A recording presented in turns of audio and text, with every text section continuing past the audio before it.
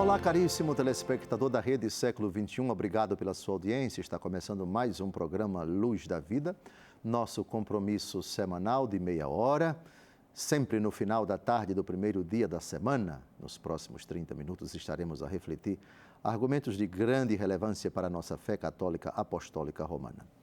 Pela oitava vez, nos debruçamos sobre o argumento do paraíso, um dos 4 novíssimos.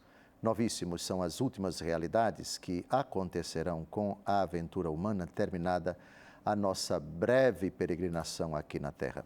São 4 os novíssimos: morte, juízo, inferno e paraíso. Ao tema da morte, dedicamos 29 programas, ao tema do juízo, 65, ao tema do inferno, 28 programas. Ao paraíso, até agora, 8 programas. Continuamos a investigar no Novo Testamento, e especificamente ainda nos Evangelhos, a fundamentação bíblica para o céu, a fundamentação bíblica para o paraíso. Os textos em que aparece essa realidade, seja explícita, seja implicitamente. E ainda vamos, no Evangelho segundo Mateus, nos discursos de Nosso Senhor Jesus Cristo, buscar citações sobre o paraíso. Dessa vez, já começamos com Mateus capítulo 10, versículos de 32 a 33. Ao texto. Portanto, quem der testemunho de mim diante dos homens, também eu darei testemunho dele diante de meu Pai que está nos céus. Aquele, porém, que me negar diante dos homens, também eu o negarei diante de meu Pai que está nos céus. O texto é importante e fala do céu e do inferno. Já abordamos o inferno, então, o versículo 33, não vamos falar tanto dele. Vamos falar do assunto que se refere ao argumento que estamos a desdobrar, que é o paraíso. Portanto, somente o versículo 32. Quem der testemunho de mim diante dos homens, eu darei testemunho dele diante de meu Pai que está nos céus. Nós damos testemunho de Cristo aqui, e em contrapartida ele dá testemunho de nós diante do Pai. O que significa dar testemunho de? Demonstrar que está do lado de, que é a favor de, que estar com, em todas as situações. Sou de Cristo, pertenço a Cristo. Não me envergonho dele, não receio dizer que pertenço a ele, não tenho covardia jamais em nenhuma situação, em nenhum momento, dos princípios que ele me ensinou, por meio da igreja, por meio dos meus pais, que eu reputo verdadeiros, princípios que hão de ser defendidos sempre e por toda parte. O contrário é a traição, é a tibieza, é a claudicância, que para Jesus é covardia. Quem se envergonhar de mim? Envergonhar-se de Cristo é em qualquer situação em que, por causa dele, nós possamos ser cerceados, agredidos, perseguidos, mortos, trair. Dizer que não, eu não sou cristão. Não. Aquilo que eu professo aqui, eu abdico, eu abro mão. Ou simplesmente negar covardemente. Por palavras ou por atitudes, covardia. Renegação da fé. A renegação da fé equivale à apostasia. Mas também uma heresia. A negação de uma verdade de fé definida pela Igreja para ser crida, no nosso caso, católicos, por fé divina e católica. Ou se envergonhar das prerrogativas, das exigências do próprio Evangelho. Eu o negarei diante de meu Pai que está nos céus. Mas no caso do céu, que é o que nos interessa, eles nas tribulações estiveram comigo, sofreram por minha causa, ó meu Pai. O Pai que sabe tudo, espera que o Filho diga, esse é meu, não se envergonhou de mim. Pautou sua existência terrena no seguimento dos meus ensinamentos. suportou tudo por minha causa, foi perseguido por causa de mim. Quanto sofreu pelas exigências do meu evangelho que ele abraçou e considerou como valores supremos. Sim, meu Pai, ei-lo. Alguns coroados com a coroa do martírio, sangue derramado, envenenados, queimados, dizimados, mortos das formas mais horrendas, mais brutais, ou, mesmo que não tenham cometido o martírio do derramamento de sangue, mas o martírio de um testemunho fiel de alguém que se expôs ou foi colocado em tantas situações de duras provações, mas não retroagiu, não voltou atrás, não arredou o pé de professar sua fé católica. Por causa de Cristo, perdeu o emprego. Por causa de Cristo, foi alijado. Por causa de Cristo, foi caluniado. Foi vítima de uma campanha de desmoralização. Foi vítima, enfim, de qualquer atrocidade que não chegou ao derramamento de sangue, mas foi um verdadeiro martírio. E fiel a Jesus até a morte. Não há descrição, no meu entendimento, mais eloquente, sofrida, mais eloquente, apesar de sofrida, do que esta, no meu entendimento. Ou seja, agora é o momento da prova, é o momento das situações em que a fé realmente será colocada em xeque e você é chamado, de fato, a, malgrado todas as consequências negativas de você insistir em dizer que pertence a Cristo, que não abre mão desses princípios, etc. E você diz, não, é sofrido, mas vale a pena. Pela minha fidelidade a Jesus, pelo meu amor a Jesus, eu sei o que me aguarda. Eu sei a felicidade sem fim, o prêmio, a recompensa por esse sofrimento presente, por essa provação na qual eu jamais me envergonharei do nome de Jesus. Parece, alguns programas atrás, que acho que uns 5 ou 6 programas atrás, nós fizemos alusão ainda no Antigo Testamento ao testemunho de uma mulher judia que, diante da fúria de Antíoco IV Epífanes, o imperador pagão que invadiu Israel e que tentou dissuadir os 7 irmãos, os 7 filhos desta senhora, a trair a fé judaica, comer carne de porco, etc. Estamos ainda no Antigo Testamento. E eles não retroagiram. E foram morrendo um por um, do mais velho até o mais novo. No Novo Testamento, os mártires, que deram sua vida por causa de Jesus. E cito, Santo Estevão foi o primeiro. Antes dele, os mártires inocentes, as criancinhas de até 2 anos de idade, que Herodes mandou matar quando descobriu que os magos do Oriente não voltaram para ele para dizer onde Jesus havia nascido, porque ele queria matar o menino. Os mártires inocentes, Estevão, depois São Tiago, bispo de Jerusalém, que teve a cabeça cortada para agradar os judeus da parte de Herodes, e tantos outros mártires, o próprio São Paulo e São Pedro, e uma legião infindável que não para de aumentar presentemente, que derrama o seu sangue por causa de Cristo e que, mesmo tendo sua liberdade cerceada, não abdicam da fé, preferem morrer. Igrejas, comunidades cristãs brutalmente perseguidos em tantos lugares do mundo, e os cristãos que só querem liberdade, respeito ao seu direito natural de professar a sua fé, mesmo assim são vítimas implacáveis da perversidade de malvados que, motivados por princípios religiosos, ideológicos, enfim, movem perseguição contra a Igreja. Esse texto, eu acho que é bastante claro, é uma prova, uma explícita alusão ao paraíso.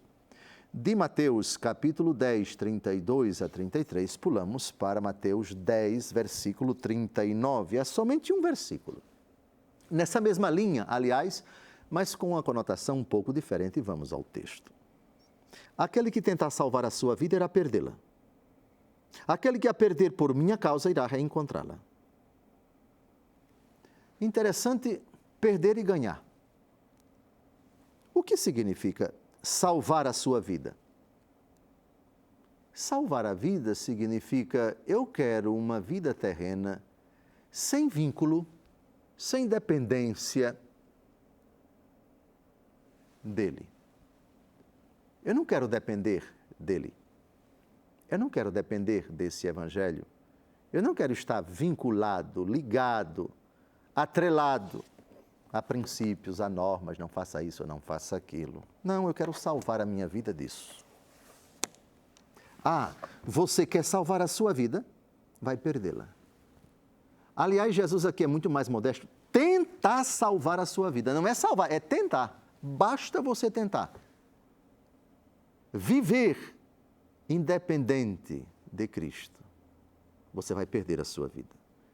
Você salva a sua vida, ou tenta, mas sabe que vai perdê-la. E perder a vida na outra, perder, não é aqui, mas na outra, mas já se começa a perder aqui.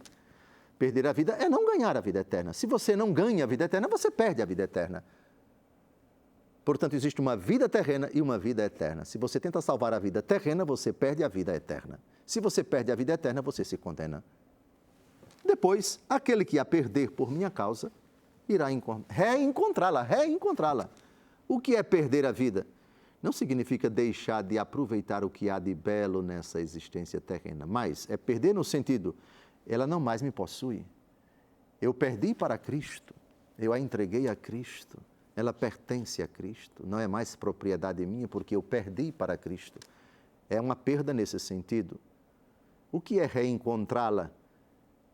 Aparentemente passou essa vida terrena não desfrutando do pecado, de tudo aquilo que uma vida sem Deus possibilita. Perdeu. Certo, eu perdi, mas eu vou reencontrar a vida, porque dei essa minha vida terrena agora e vou reencontrá-la na outra vida. E ela não mais vai ser terrena, ela vai ser eterna. Olha que bonito.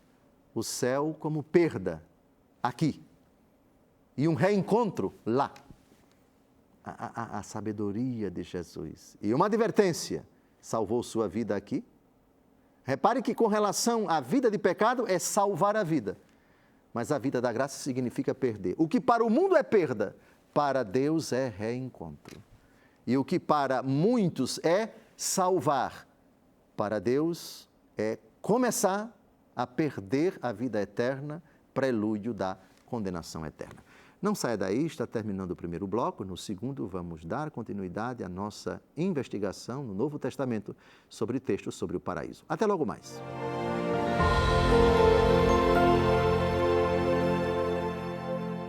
Olá, caríssimo telespectador da Rede Século XXI, obrigado por ter permanecido conosco. Está começando o segundo e último bloco do nosso encontro semanal, o programa Luz da Vida, pela 8ª vez dedicado ao tema do paraíso. Paraíso, um dos 4 novíssimos. Morte, juízo, inferno e paraíso são os 4 novíssimos. Para a morte, dedicamos 29 programas, para o juízo, 65, para o inferno, 28 programas. Ao paraíso, até agora, dedicamos 8 programas com esse. Avançamos no Novo Testamento e ainda nos Evangelhos, especificamente, a nossa investigação sobre os fundamentos bíblicos para o paraíso. Todos os textos em que ele é abordado, explícita ou implicitamente. Vamos agora a um texto de muita importância. Mateus capítulo 5, versos de 19 a 20. Estamos no discurso da montanha, Mateus 5, 6 e 7. Jesus está na montanha, discursando, e ele dedica algumas frases das várias que ele dedica ao paraíso. Essas que estão nesses 2 versículos são importantes. Vamos ao texto e depois teçamos alguns comentários. Aquele que violar um destes mandamentos, por menor que seja, e ensinar assim aos homens, será declarado o menor no reino dos céus. Mas aquele que os guardar e os ensinar, será declarado grande no reino dos céus. Digo-vos, se vossa justiça não for maior que a dos escribas e fariseus, não entrareis no reino dos céus. Guardar e ensinar os mandamentos. Guardar e ensinar. Guardar, reter consigo. Não é guardar dentro da bolsa, nem dentro da gaveta. É reter no seu coração. E Maria guardava estas coisas todas no seu coração. Se quisermos, memorizar, mas memorizar não diz tudo, porque dá a ideia de decorar, enfim. Também a memória, também a inteligência apreende o conhecimento, coloca dentro do coração. Mas é mais do que isso. Se memória é aqui, vontade é aqui. É guardar no coração. E Maria guardava todas estas coisas no seu coração, meditava estas coisas. É, portanto, reter com carinho, com zelo, com devoção, como uma preciosidade, como um tesouro de fato a ser guardado, a ser retido. Portanto, um valor que impregna a mente, o coração e, portanto, molda uma personalidade. E esse é o sentido de guardar, essa é a primeira coisa. E depois, o segundo verbo é ensinar. Se eu retiver alguma coisa para mim e não passar para os outros, quando eu devo passar, e aqui conhecimento de verdades que salvam, de princípios que norteiam a personalidade, em síntese, mandamentos, os ensinamentos do Senhor, se eu não passar adiante, eu sou um sério candidato a ser o menor no reino dos céus. O que é o menor no reino dos céus? É interessante, esse será tido o menor no reino dos céus. Jesus fala, aquele que violar um desses mandamentos, por menor que seja, e ensinar aos homens, será declarado menor. O que significa menor no reino dos céus? O que não entra no reino dos céus? No reino dos céus não há acepção de pessoas, não há maior nem menor. No reino dos céus, todos são iguais. Portanto, se no reino dos céus não tem maior nem menor, menor não cabe no céu, porque não existe essa categoria no céu, entendeu? Então, quem violar e ensinar os outros a violar, seja com palavras, seja com maus exemplos, vai ser declarado menor. Como é que uma pessoa é declarada menor? Apartai-vos de mim, malditos, para o fogo do inferno. Entendeu? Não vos conheço. Abre, Senhor, a porta. Não conheço vocês. Na parábola das virgens, se não me engano, das virgens prudentes e das virgens imprudentes. Menor no reino dos céus significa, aqui não tem lugar para você no reino dos céus, porque aqui não tem menor. Se você foi declarado menor, é inferno mesmo. Porque entre o céu e o inferno, entre o reino dos céus e a condenação eterna, o reino dos céus é grande.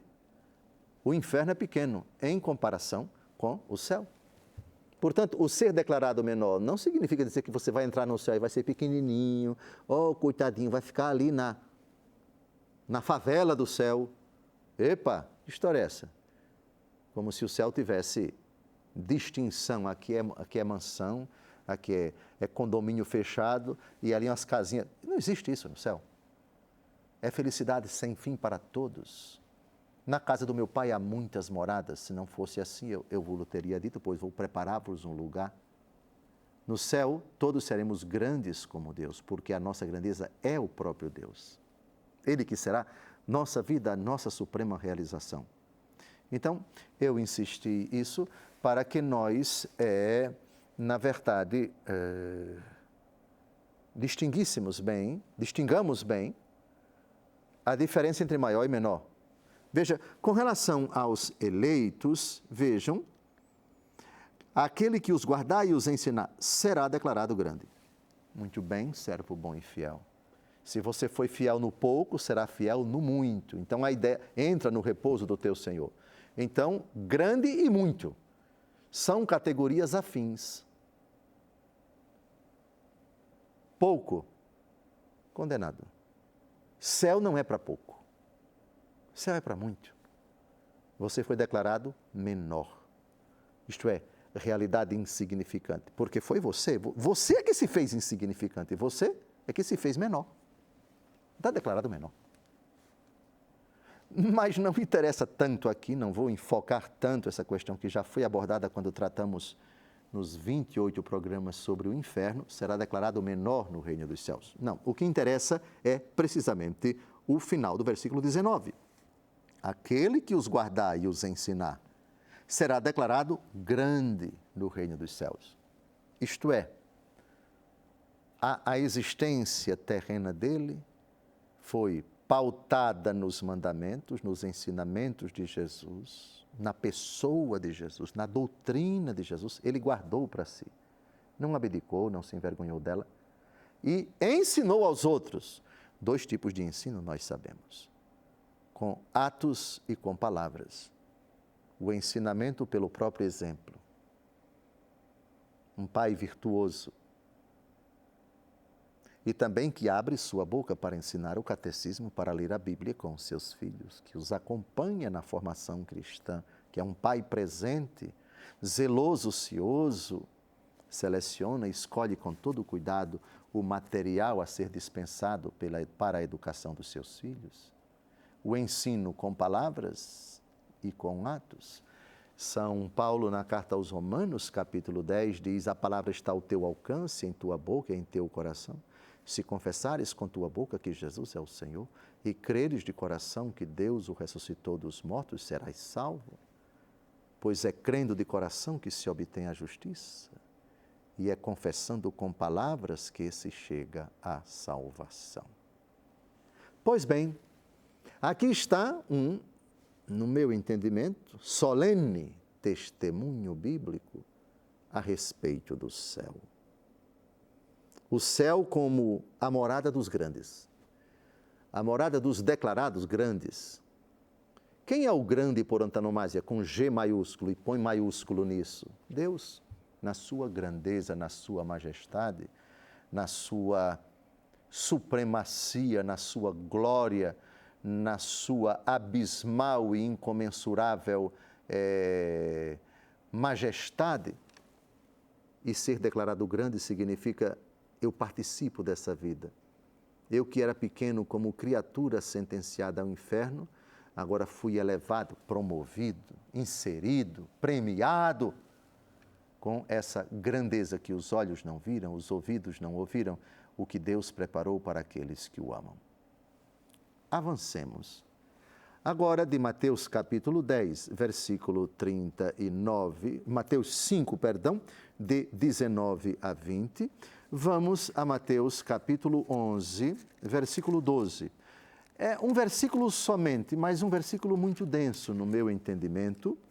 Vamos ver o que Jesus Cristo diz sobre João Batista. Desde a época de João Batista até o presente, o reino dos céus é arrebatado à força, e são os violentos que o conquistam. O reino dos céus, a eternidade, o céu, ele é conquistado à força. Na verdade, o verbo é arrebatado. Arrebatado à força. E só os violentos o conquistam. Mas Jesus não é o príncipe da paz, eu vos deixo a paz. Jesus não disse: bem-aventurados os pacíficos, porque lhe herdarão o reino dos céus. Como é que agora ele diz que vai para o céu somente gente violenta? Como é que se conquista o céu com violência? A violência de um propósito firme. Seja o vosso sim, sim, o vosso não, não. Tudo mais procede do maligno. Seja o vosso sim, sim, não, não. Ou seja, a nossa posição firme, irretratável, inadiável, convicta, sólida, que não retroage de jeito nenhum diante das propostas de quem quer que seja para atrairmos, para enveredarmos pelo caminho das trevas. Existe uma violência interior que é uma posição firme. Violência vem de força. Existe uma violência boa. Esta, eu quero o céu a qualquer custo. Eu quero ser fiel a Jesus e nada nem ninguém me dissuade disto. Eu estou firmemente convicto. Os mártires, são um exemplo disso, de uma evangélica violência. O reino dos céus, vejam bem o texto, versículo 12, de João Batista até o presente, o reino dos céus é arrebatado à força. Para você entrar no céu, é preciso que você tenha força. Arrebatar é levar a força. Seja uma violência que ameaça os discípulos do reino, que é uma violência que é contra a realização do reino, a implementação do reino, é uma violência má, que provoca uma violência boa. Não aceito esse tipo de pressão, de ameaça, não aceito esses contravalores.